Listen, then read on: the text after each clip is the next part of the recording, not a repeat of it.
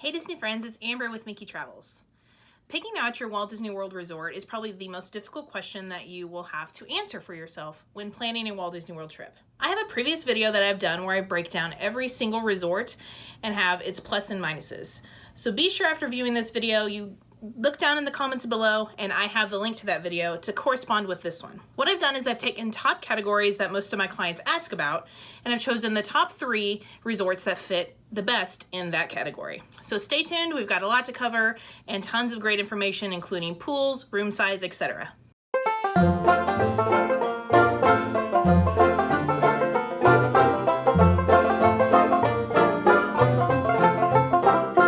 Please stand clear of the doors. Por favor, manténganse alejado de las puertas. To give you a brief summary of what the Walt Disney World resorts are about, they are categorized by prices into 3 categories: value, moderate, and deluxe. So right off the bat, we already kind of know which resorts are price-wise as they fit into one of those 3 categories. What I'm going to do now though is kind of give you the top 3 of each of those categories as far as prices. Keep in mind that there are more deluxe resorts than any other category, so I will only have the top 3 on that one as far as the best bang for your buck, while the other resorts all are smaller and all kind of fit into those top 3. So value resorts are going to price out anywhere from $100 a night to $225 a night. So number 3 on the list as far as value is going to be the Art of Animation. Now the Art of Animation Hotel is considered a value plus. It is the high end of the value category because it also features family suites for those of you that have more than 4 people in a room and would like to stay at the Art of Animation. They also have standard rooms available that are Little Mermaid themed that can sleep 4. And those rooms are going to be the highest price standard room in all of the value categories. Number 2 is going to be Pop Century. Pop Century and Art of Animation both have a brand new transportation system opening in the next few months called the Skyliner. And because of that, I have seen that prices are tending to increase a little toward the end of the value mark on both of these resorts. Pop Century used to be the best deal as far as the price, but because of the building of the Skyliner, I have noticed that prices are increasing for Pop Century, and Art of Animation was already kind of there because it's the newer resort. Pop Century is recently renovated, features 2 queen beds, and has a very large resort. Both Art of Animation and Pop Century are sister resorts and are walkable to each other. The theming for that resort is going to be decades, so depending on what room type you get, it will depend on which decade you're going to be staying in. And number 1 would be a tie with the All-Star Resorts and then the Fort Wilderness Campground. Not a lot of people consider camping as an option at Disney World, but they do have tent sites available that are at the lowest end of the prices for all of Disney World. At around $100 a night, you can pop a tent in Walt Disney World and enjoy there. They also have RV parking, which are obviously a little higher per night. The All-Star Resorts are going to be the lowest of the regular standard type hotel rooms. The rooms are smaller, they fit a lot more people, it does tend to be a little crowded, but the theming is great. You can choose between a sports resort, movies, or music resort. Bus transportation is the only transportation available at the All-Stars, and there is a ferry available at the campsite to take you to Magic Kingdom. The moderate price range is going to be $250 to around $430. It does seem rather broad. A majority of the hotels are going to be toward the bottom half of that moderate. So number 3 would be the Fort Wilderness Cabins. These can sleep up to 6. They have a kitchen and a bathroom and are a lot larger than the rest of the resort properties. So those are toward the $430 mark that I'm talking about. Number 2 would be a tie between the Port Orleans resorts, which are Riverside and French Quarter, and Caribbean Beach. Out of the 3, I can tell you that each have their own little personalities as far as booking. Caribbean Beach is going to be having the Skyliner as well as the other 2 I previously mentioned, so those rooms are selling out the fastest. Riverside and French Quarter have ferries that can take you to Disney Springs, so that is appealing for most.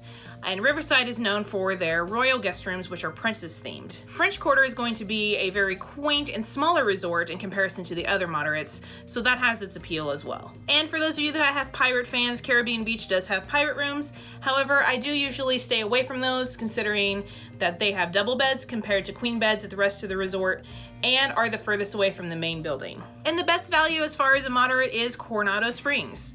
Coronado Springs just recently opened their tower, which have a lot more rooms available, and those tower rooms are a little higher than the rest of the resort.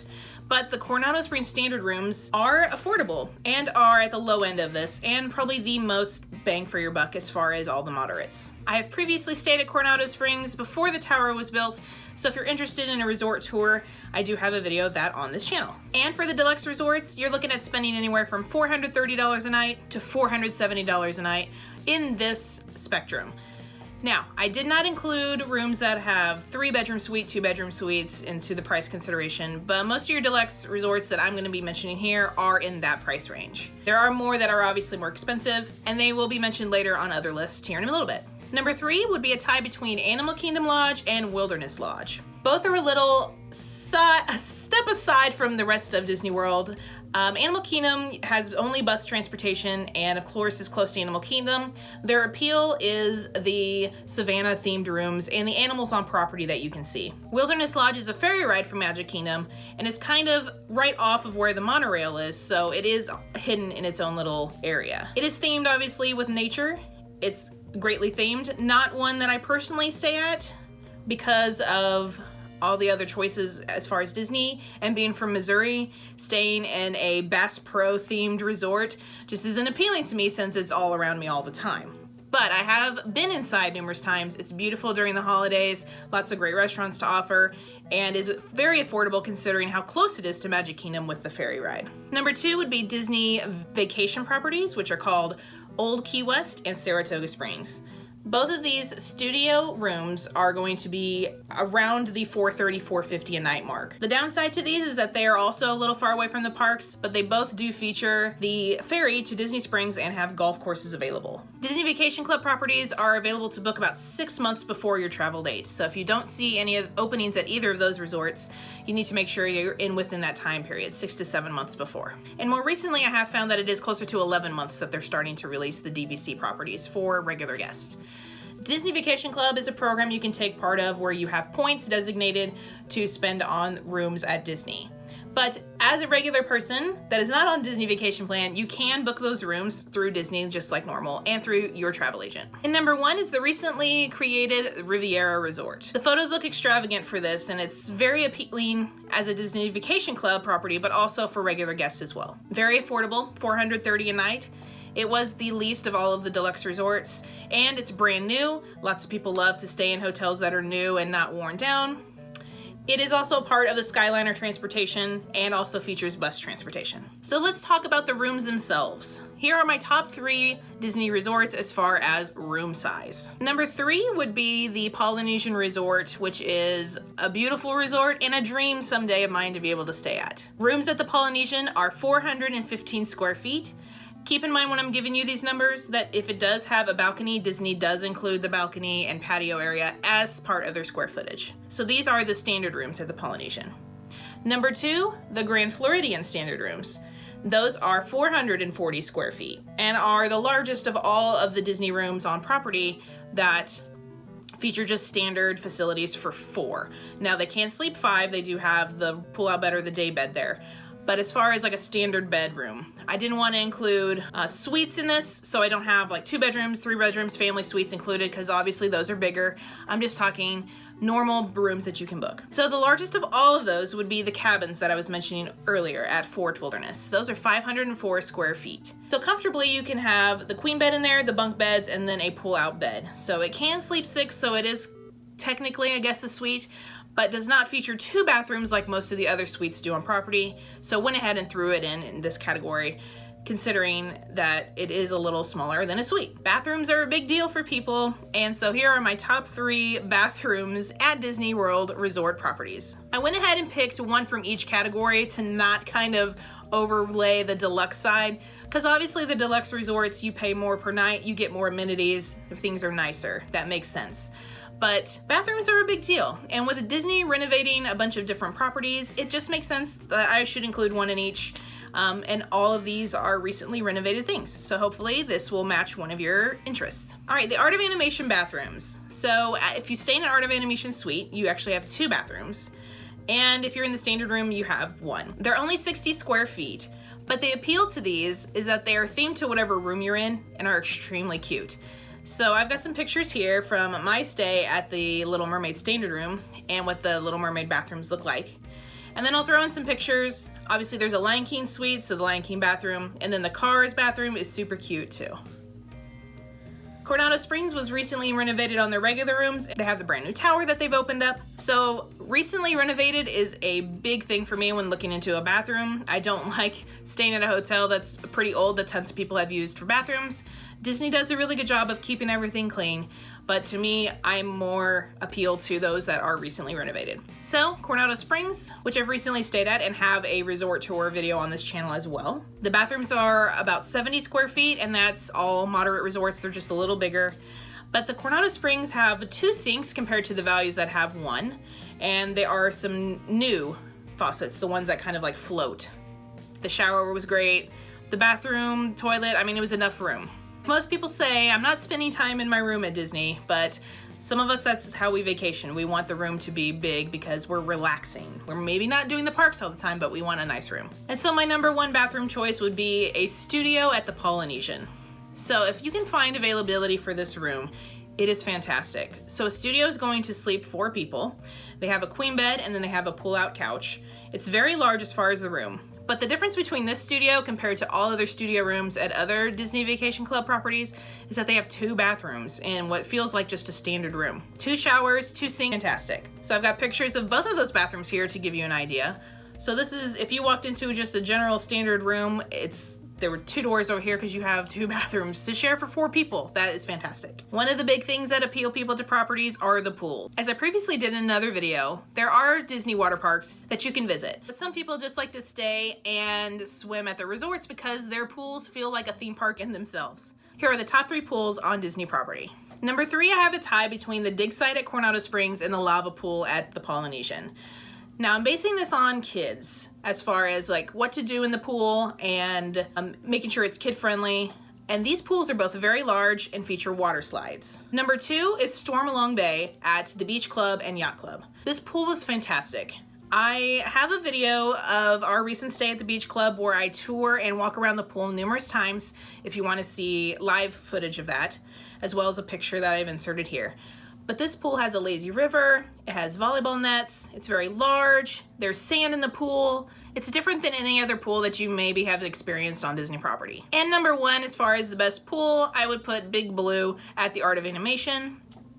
Again, this is a kid-friendly pool, so in my heart, I do think the Beach Club pool is probably the best pool on property, but if you've got younger kids and want to make sure they have plenty to do in the pool and it's not so crowded, this pool is huge. They pipe in music underneath the water, and they've got really cute decorations all the way around, and plus smaller kid-friendly things to do in the water. Let's talk about food.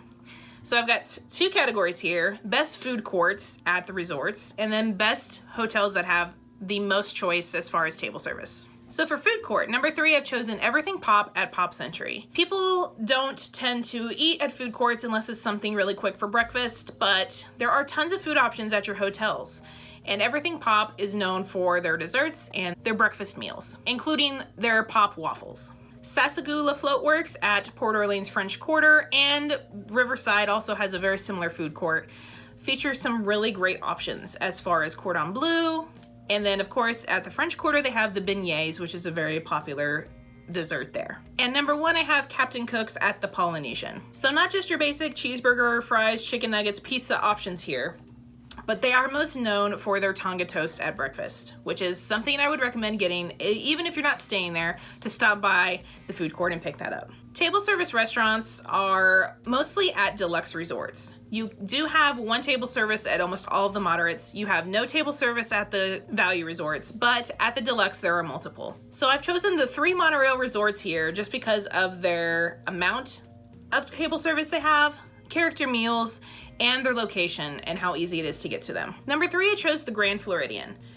So this has more table service than any of the others. However, the food is more signature dining, which may not appeal to those of you who have families, large, young families, because that might be something you cannot afford. Citricos, Narcoossee's, 1900 Park Fare, which they have Cinderella's in the evening, and then other characters in the morning, and then the Grand Floridian Cafe, as well as a tea party service that they have in the afternoons. The food is great, very high class, and when you walk in, it's like you're in a different world, and it's just very refreshing. Number 2, I've chosen the Polynesian.